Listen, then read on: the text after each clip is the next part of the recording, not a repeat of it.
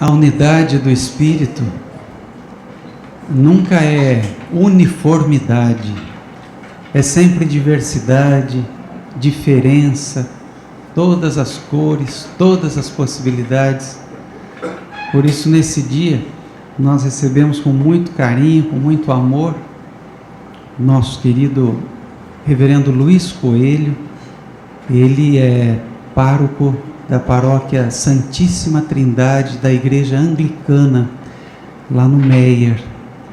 E ele já tem estado conosco em outros momentos, recentemente por ocasião da celebração do aniversário do nosso querido reverendo Jonas. Ele é um admirador, né, do trabalho, da vida do nosso querido pastor Jonas.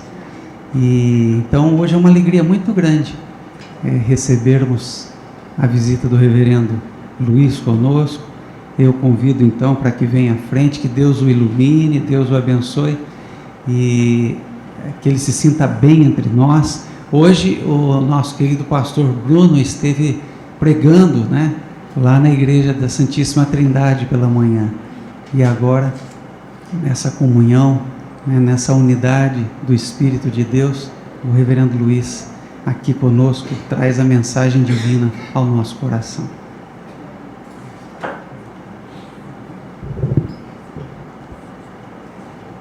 Eu acredito que vocês devem ter aí uma Bíblia, e parece que todas as Bíblias são iguais.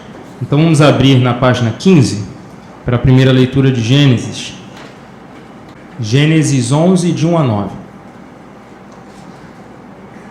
Ora, em toda a terra havia apenas uma linguagem e uma só maneira de falar. Sucedeu que, partindo eles do Oriente, deram com uma planície na terra de Sinar e habitaram ali. E disseram uns aos outros: vinde, façamos tijolos e queimemo-los bem. Os tijolos serviram-lhes de pedra e o betume de argamassa. Disseram: vinde, edifiquemos para nós uma cidade e uma torre, cujo topo chegue até os céus, e tornemos célebre o nosso nome, para que não sejamos espalhados por toda a terra. Então desceu o Senhor para ver a cidade e a torre que os filhos dos homens edificavam. E o Senhor disse: eis que o povo é um, e todos têm a mesma linguagem. Isto é apenas o começo. Agora não haverá restrição para tudo o que inventam fazer. Vinde, desçamos e confundamos ali a sua linguagem, para que um não entenda a linguagem do outro. Destarte o Senhor os dispersou dali pela superfície da terra, e cessaram de edificar a cidade. Chamou-se-lhe por isso o nome de Babel, porque ali confundiu o Senhor a linguagem de toda a terra, e dali o Senhor os dispersou por toda a superfície dela. Amém. Vamos abrir no livro de Atos, capítulo 2, versículos 1 a 21. Eu acredito que está na página 1427, como está escrito no boletim. Ao cumprir-se o dia de Pentecostes, estavam todos reunidos no mesmo lugar. De repente veio do céu um som como de um vento impetuoso e encheu toda a casa onde estavam assentados. E apareceram distribuídas entre eles línguas como de fogo, e pousou uma sobre cada um deles. Todos ficaram cheios do Espírito Santo e passaram a falar em outras línguas, segundo o Espírito lhes concedia que falassem. Ora, estavam habitando em Jerusalém judeus, homens piedosos, vindos de todas as nações debaixo do céu. Quando, pois, se fez ouvir aquela voz, afluiu a multidão, que se possuiu de perplexidade, porquanto cada um os ouvia falar na própria língua. Estavam, pois, atônitos e se admiravam, dizendo: vede, não são porventura galileus todos esses que aí estão falando? E como os ouvimos falar, cada um em sua própria língua materna?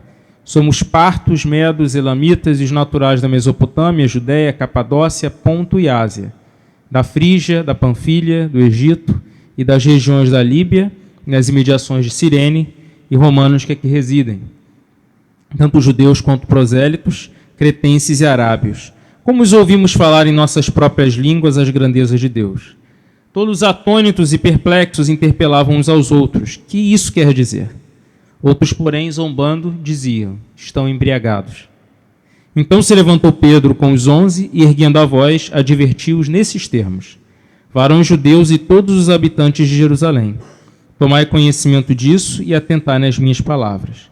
Estes homens não estão embriagados, como vindes pensando, sendo esta a terceira hora do dia. Mas o que ocorre é o que foi dito por intermédio do profeta Joel, que acontecerá nos últimos dias, diz o Senhor, que derramarei do meu espírito sobre toda a carne. Vossos filhos e vossas filhas profetizarão, vossos jovens terão visões e sonharão os vossos velhos. Até sobre os meus servos e sobre as minhas servas derramarei do meu espírito naqueles dias e profetizarão.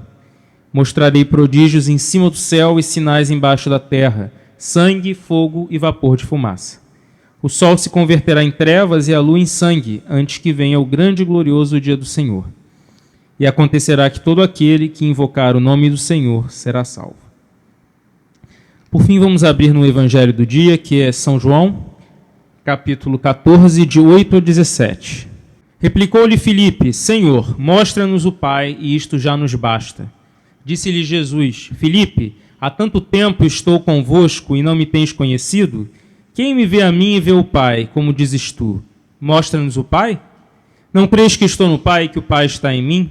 As palavras que eu vos digo não as digo por mim mesmo, mas o Pai que permanece em mim faz as suas obras. Crede-me que estou no Pai e o Pai em mim. Crede ao menos por causa das mesmas obras. Em verdade vos digo que aquele que crê em mim fará também as obras que eu faço, e outras maiores fará, porque eu vou para junto do Pai. E tudo quanto pedirdes em meu nome, isso farei, a fim de que o Pai seja glorificado no Filho. Se me pedirdes alguma coisa em meu nome, eu farei. Se me amais, guardareis os meus mandamentos. E eu rogarei ao Pai, e ele vos dará um outro Consolador, a fim de que esteja para sempre convosco, o Espírito da verdade, que o mundo não pode receber, porque não vê, nem o conhece, vós o conheceis, porque ele habita convosco e estará em vós. No versículo 26, mas o Consolador, o Espírito Santo, a quem o Pai enviará em meu nome, esse vos ensinará todas as coisas e vos fará lembrar de tudo o que vos tenho dito. Deixo-vos a minha paz vos dou. Não vou-la dou como dá o mundo. Não se turbe o vosso coração, nem o atemorize. Neste é o Evangelho do Senhor.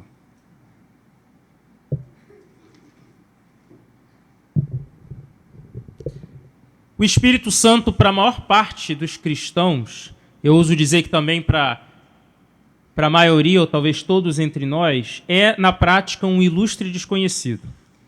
Porque talvez seja da Santíssima Trindade a pessoa que, se eu perguntar a cada um de vocês, vocês vão menos saber falar.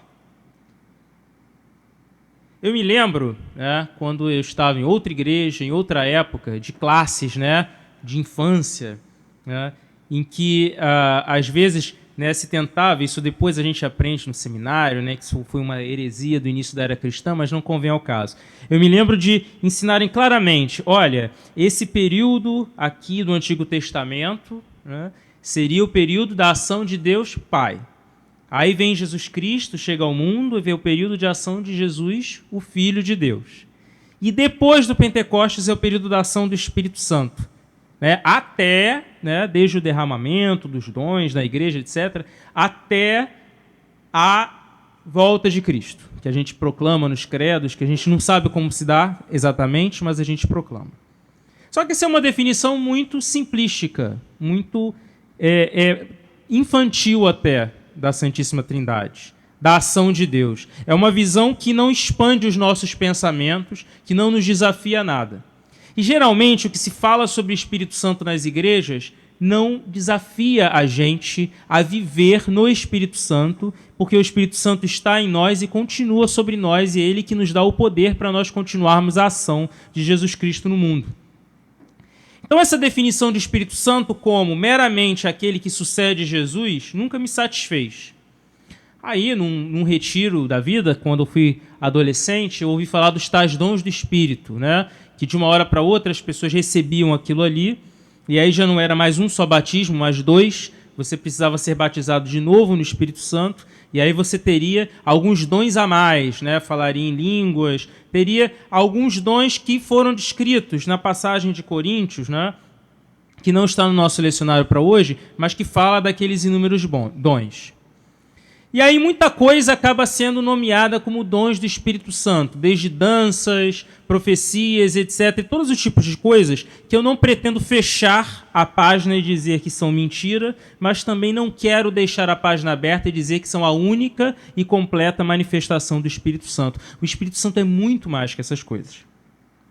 Isso não quer dizer que eu saiba agora exatamente quem é o Espírito Santo e possa descrever todos os dons que ele vem trazer à igreja e todas as diversidades de coisas que ele pode, né, nos infundir no nosso dia. Não, eu não sei.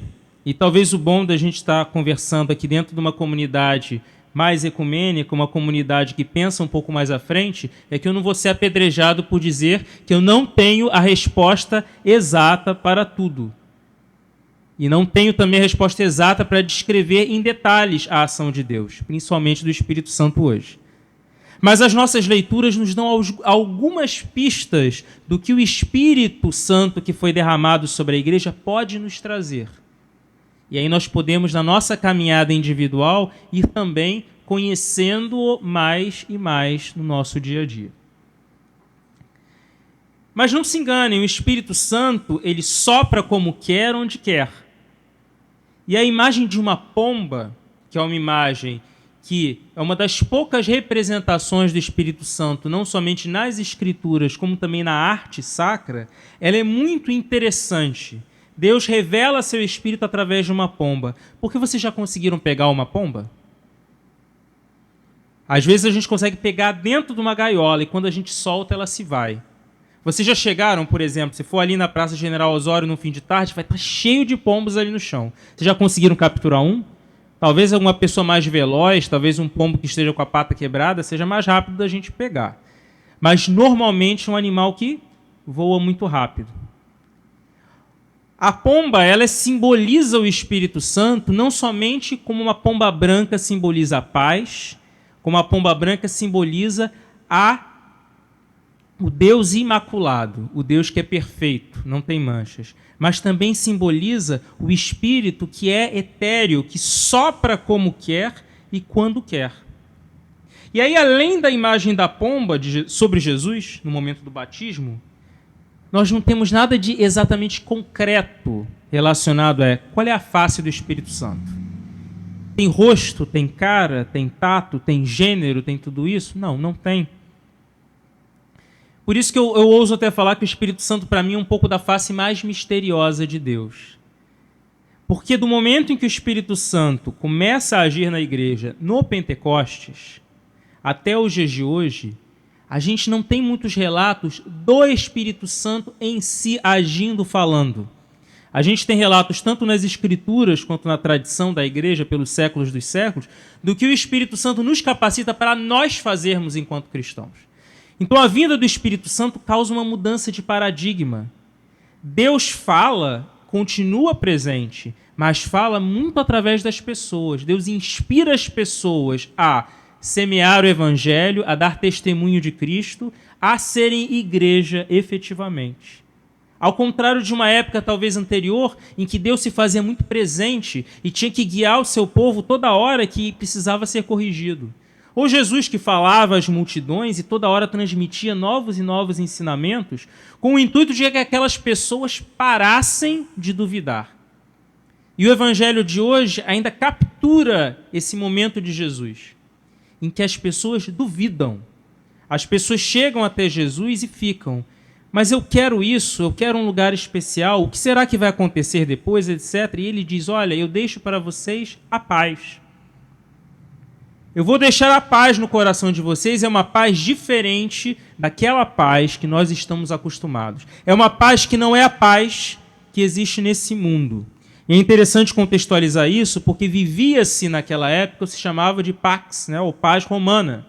Ou seja, pela primeira época para aquele povo no Oriente Próximo, né, no Oriente Médio, havia uma certa ordem política. Havia revoltas, havia tudo aquilo ali, mas não havia guerras e impérios que sucessivamente passavam um do outro. E muita gente acreditava que aquilo era paz. Viver uma geração sem guerra era paz. A paz que Jesus Cristo vem trazer é diferente disso. Ela é uma paz que existe no nosso coração, mesmo em meio à guerra, mesmo em meio à perseguição. E o agente principal da paz é aquele Espírito que ele mandaria um outro advogado mais à frente. Então Jesus, naquele momento, já dá um anúncio do Espírito Santo, mas aquele povo ainda não entendia. Os discípulos ainda não entenderam. Precisou ele falar mais outras coisas, e aí a gente vai pegando o Evangelho de João, que vocês vieram acompanhando nos últimos domingos, de toda a quadra pascal, começaram com aquelas aparições e foram voltando no tempo para falas de Jesus antes mesmo de sua morte, nas quais ele continua dizendo: não tenham medo, eu estarei sempre com vocês, eu mandarei o Espírito da verdade, eu mandarei um outro Consolador, eu mandarei um advogado, eu mandarei alguém. E eu não duvido que, para vocês, o Espírito Santo seja um pouco de todas essas experiências que eu falei aqui. Desde as experiências mais carismáticas até aquela paz que às vezes a gente encontra no momento de total tristeza, de desconhecimento. O Espírito Santo pode e é isso e muito mais que isso. E entender que o Espírito Santo vai muito mais além do nosso próprio entendimento é crucial para que a gente perceba o que o Espírito, né, esse Espírito que é descrito em grego como sabedoria, como sofia, que sopra como quer, está querendo trazer às igrejas e à sua igreja como um todo. Eu não sei se vocês sabem, né? Pentecostes vem do grego e significa o 50º dia. Se vocês voltarem 50 dias no tempo, vocês vão dar com a vigília pascal de sábado para domingo, na qual nós celebramos a ressurreição de Jesus Cristo, né, da madrugada de sábado para domingo. Então, nós celebramos 50 dias depois da nossa Páscoa, assim como aquele povo de Israel estava celebrando 50 dias depois da Páscoa deles, e que, no caso, era a Páscoa original da ressurreição. Esse nome Pentecoste está em grego, mas existe uma festa judaica, né, que era uma comemoração das primeiras colheitas em Canaã, após a fuga do Egito. E também a comemoração da entrega da lei ao povo judeu no Monte Sinai. Hoje nós entendemos, né, que essa saga do Êxodo, que a escrituração da lei, elas ocorreram de uma forma muito mais complexa que a própria Bíblia descreve. Isso daí a gente tem muito e muito tempo para discutir isso, fora desse sermão. Mas o importante é perceber que esse dia, para aquele povo judeu, e havia muitos ali que eram judeus e outros eram prosélitos interessados, porque o cristianismo surge desse meio, é importante a gente perceber que Pentecostes marcava para eles também um recomeço. Marcava um momento em que Deus anunciava algo novo, em que se abria um novo capítulo da história deles como povo. Em que eles chegaram à terra prometida, plantaram e colheram. Em que Deus entregou uma lei a eles, que era para eles seguirem. Mas não é só isso. Se a gente voltar um pouco mais no tempo e caminhar um pouco mais para antes nessa história, que nos é recebida como história de salvação, nós ouvimos um relato mitológico, metafórico, não convém a nós aqui entrar em detalhes quanto a isso, mas um relato chamado de Babel. Esse cenário, né, é um pouco confuso. Os seres humanos, que são pretensiosos, orgulhosos, se acham capazes de chegar até Deus construindo uma torre. Veja só a ingenuidade do ser humano. E veja só como eu não posso chegar aqui e falar Deus é isso, o Espírito Santo é isso. Seria incorrer no mesmo erro que aquele povo teve em Babel. Se Deus está no céu, construamos uma torre para chegar até perto de Deus e tocar a Deus. Assim nós vamos ser como Deus e estar como Deus. Que é a raiz de todo o pecado, nós como seres humanos. Quando a gente pensa que é tão independente que pode ter o controle de nossas vidas e colocar Deus em segundo lugar.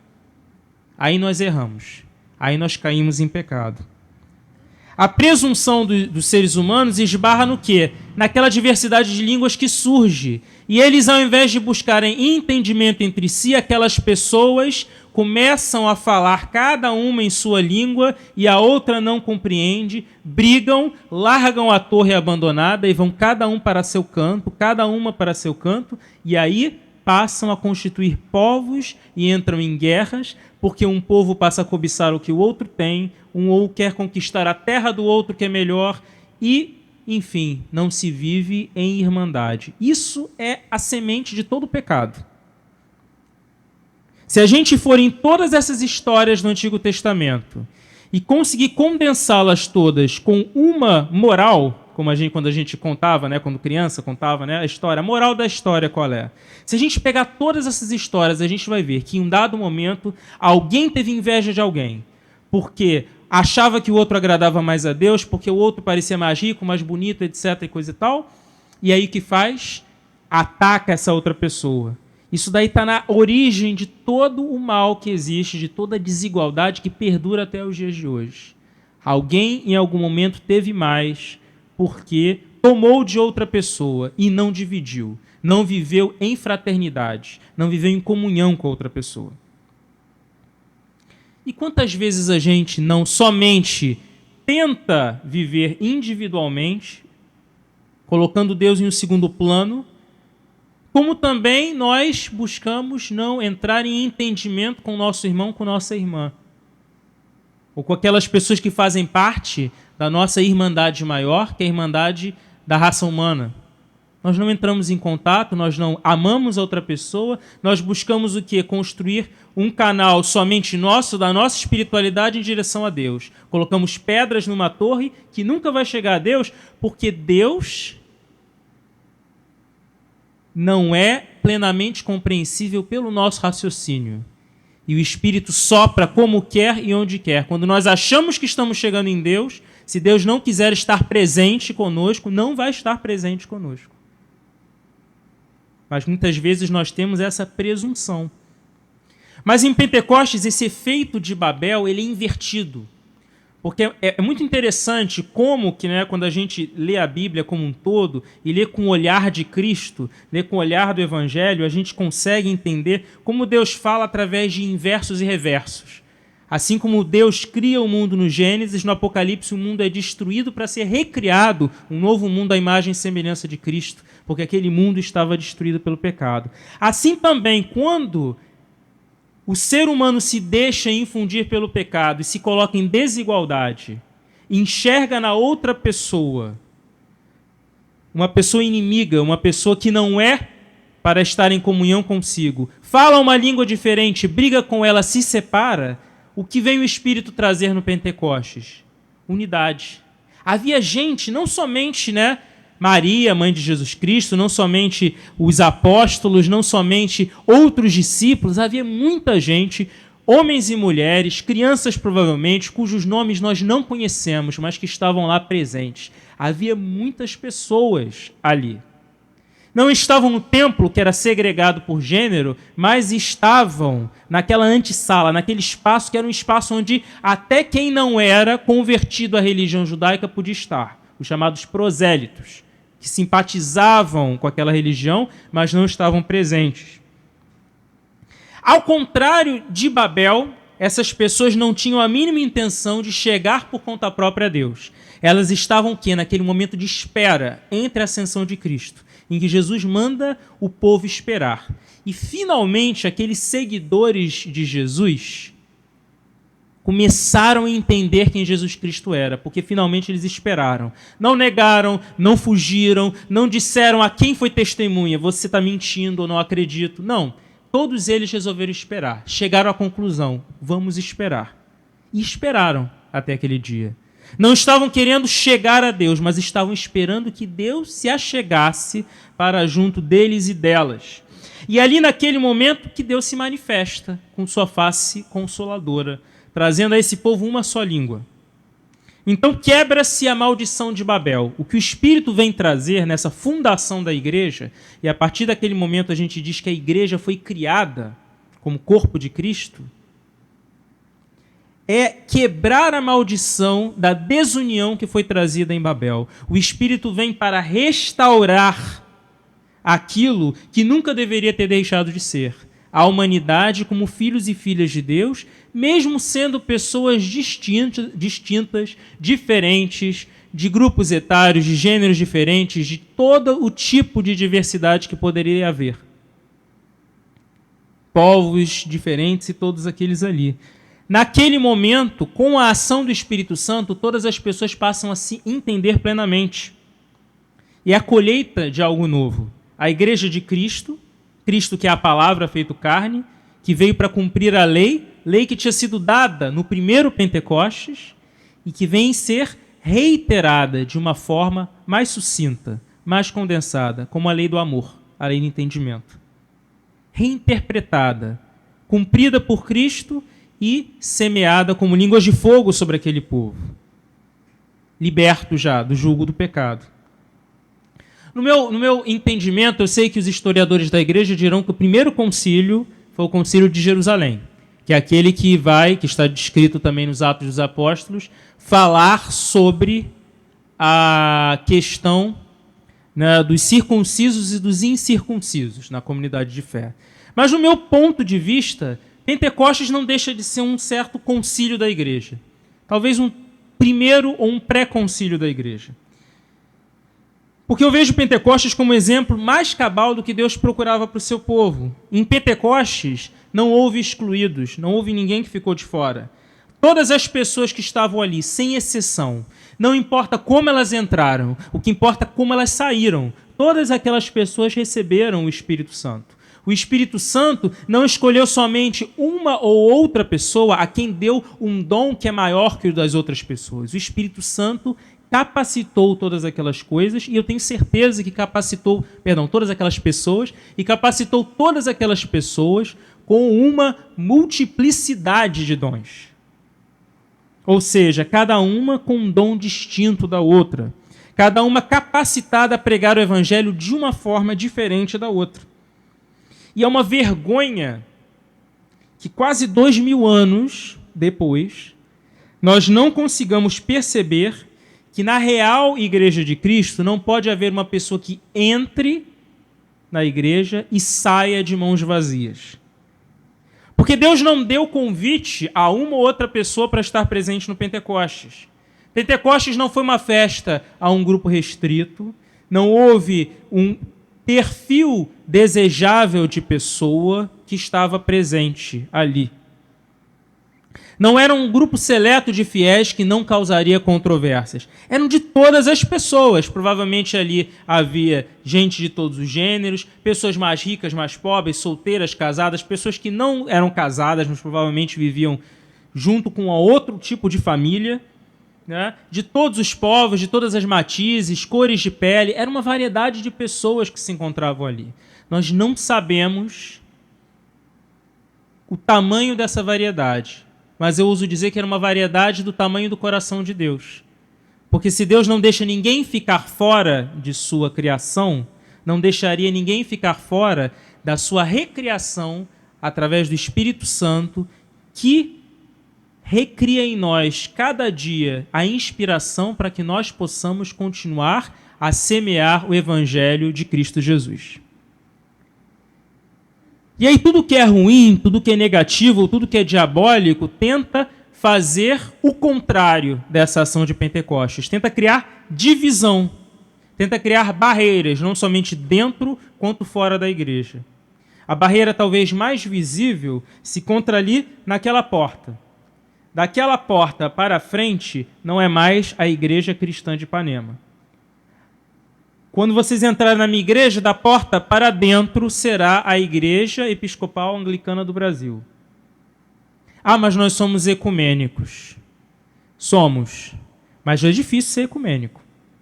Porque as divisões que a gente põe na igreja entre nós... Eu estive numa conferência ecumênica do Edimburgo 2010, que foi o centenário de Edimburgo 1910, e nós ainda não conseguimos, dentro do movimento ecumênico, fazer alguma coisa que passe oração. Nós não conseguimos partilhar da Santa Comunhão ecumenicamente com as igrejas que se dizem parte do movimento ecumênico, porque continuam as divisões entre nós. E olha que já tem 100 anos disso formalizado, e ainda mais as tratativas que veio antes. Que Porque em termos de comunhão anglicana, as discussões começaram em 1860, com outras igrejas, discussões ecumênicas, com os veterocatólicos, com os reformados, com os luteranos, etc. E a gente continua com essa divisão mais visível, divisão do próprio corpo de Cristo. Mas existem outras divisões que a gente mesmo não se apercebe. Por exemplo, hoje o reverendo Bruno estava falando da inclusão das mulheres no ministério. A minha igreja é uma igreja que, no papel, inclui as mulheres em todos os níveis do ministério, mas na prática não. Porque nós não conseguimos eleger uma bispa. Chega na hora da eleição, se apresentam candidatos homens, todos eles têm a maioria dos votos, e às vezes, quando aparece uma candidata mulher, é justamente de quem eu não esperaria que não tivesse votos, que as pessoas não vão respeitar a autoridade dela, não vai acontecer isso, etc, etc e tal. Então a gente, às vezes, diz assim, a gente bate no nosso peito e diz, não, nós somos uma igreja que é inclusiva a gênero nos ministérios. Mas na hora do Espírito soprar, nós estamos escutando o Espírito a quem aquelas pessoas estão chamando? Muitas vezes não. A gente continua com as ideias ultrapassadas e cessa de tentar entender o que o Espírito ainda está dizendo à igreja, pedindo que a igreja se reforme dia após dia e volte para o rumo original, que é esse rumo de Pentecostes.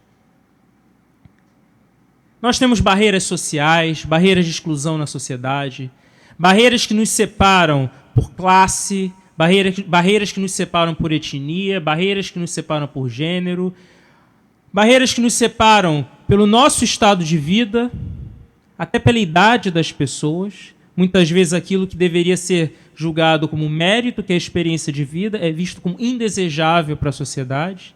Nós temos várias barreiras. Famílias que são vistas como melhores que as outras, porque seguem um padrão que a sociedade dita, mas que muitas vezes, por debaixo dos panos, estão em estado muito pior do que as que a gente diz que são muito indesejáveis para o nosso dia a dia. Olhares de suspeição sobre as pessoas. Quando a pessoa passa pela porta da igreja, ou quando a gente cruza com ela na rua, e ela nos dá medo. Todas essas barreiras foram sendo construídas por nós como barreiras, principalmente de defesa, porque nós não conseguimos ainda enxergar a face de Cristo na face de cada pessoa que é criação de Deus. E nós não conseguimos enxergar a ação de Cristo no coração, a ação do Espírito Santo no coração de cada pessoa batizada que ali recebeu o dom do Espírito Santo. Nós continuamos sem enxergar essas coisas. E isso tudo se resume a uma coisa que Jesus já vinha falando aos seus discípulos desde o início. Medo. Nós temos medo de tudo aquilo que não está planejado para a gente. Quando a gente planeja as coisas, direciona a nossa vida, tem que ser tudo assim, eu vou me relacionar com pessoas desse tipo, eu espero que a minha vida aconteça dessa forma, os meus objetivos são esses, a gente está colocando nós mesmos acima de Deus e dizendo como que o nosso futuro tem que ser. E a gente se enche de medo daquilo que é diferente, aquilo que nos amedronta, aquilo que direciona a gente para um destino diferente. E a igreja, ao longo dos tempos, foi criando esse medo. Medo daquilo que é diferente. Medo, inclusive, de ter comunhão com outros cristãos e cristãs. A gente foi criando medo. E no medo, a gente construiu divisões a partir de quem pode e não pode comungar conosco, quem pode e não pode se relacionar conosco, quem pode e não pode coabitar conosco, partilhar do mesmo espaço conosco. E aí, quando nós ditamos quem pode e quem não pode, nós nos tornamos Babel novamente. Nós dizemos quem pode e não pode ter acesso a Deus. E aí nós nos pomos em confusão. O clichê que eu mais detesto, talvez, um dos que eu mais detesto, não vou dizer que é o que eu mais detesto, quando se fala em igreja, é o famoso Deus ama o pecador, mas odeia o pecado. Porque alguém aqui não é pecador? Todas as pessoas aqui são pecadoras, mas isso é usado abertamente para dizer assim, olha, esse tipo de pecador é menos desejável que esse outro tipo de pecador. Quando Jesus nunca falou isso. Isso é fala de seres humanos, para a gente poder justificar os nossos próprios preconceitos com um ar de santidade, como se nós não tivéssemos pecado nós mesmos. O que Jesus Cristo nos falou no dia de hoje? Falou que nós receberíamos o Espírito Santo e perdoaríamos o pecado. Ou seja, o que Jesus nos convida é que a gente possa exercer o perdão. E a gente possa enxergar na face de cada ser humano uma pessoa tão pecadora quanto nós, mas também tão digna de Deus quanto nós. E na face de cada cristão, cada cristã especificamente, uma pessoa que recebeu os dons do Espírito, assim como nós recebemos os dons do Espírito também. E em quem Deus pode agir e operar, por quem Deus pode falar e continua a falar no dia de hoje. A igreja de Pentecostes, ou seja, o objetivo de Deus para a igreja é ser igreja de perdão e da reconciliação. Porque em Pentecostes nós comemoramos a descida do Espírito sobre nós. Como promessa de Jesus, que através de sua morte e ressurreição reconciliou o mundo inteiro. Num evangelho que é a toda a criação, não somente a seres humanos, mas que leva em consideração a humanidade e a criação de Deus como um todo. Leva em consideração restaurar a nossa integridade, umas pessoas com as outras, mas também com a criação de Deus. Viver o ideal da criação que Deus nos colocou. Fazer deste mundo um jardim de diversidade, mas também um jardim de amor, um jardim onde o amor de Cristo se faz presente, onde o perdão e a reconciliação se fazem presentes, onde a gente se santifica pela ação do Espírito Santo, sendo agente de transformação para outra pessoa, em que nós caminhamos de mãos juntas. Que nós possamos, por intermédio do Espírito Santo, ter palavra de sabedoria contra a exclusão até mesmo dentro da igreja. Ter palavra de ciência para proclamar um evangelho de libertação para todas as gentes. Ter fé num mundo melhor, no qual os reinos deste mundo serão transformados no reino de Deus. Manifestarmos a cura entre nós, tanto física quanto espiritual. Que esta igreja seja local de alívio para quem possa entrar. Que elas possam deixar suas dores na porta e serem capacitadas como novos cristãos e cristãs feitos à imagem e semelhança de Deus. Que nós possamos fazer milagres em nome de Cristo, levando sua palavra aos extremos da sociedade. Que nós possamos profetizar o fim das maldições que dividem a igreja. E que nós possamos, a despeito das nossas diferenças, sermos uma só voz e falarmos em uníssono que Cristo ama todas as pessoas.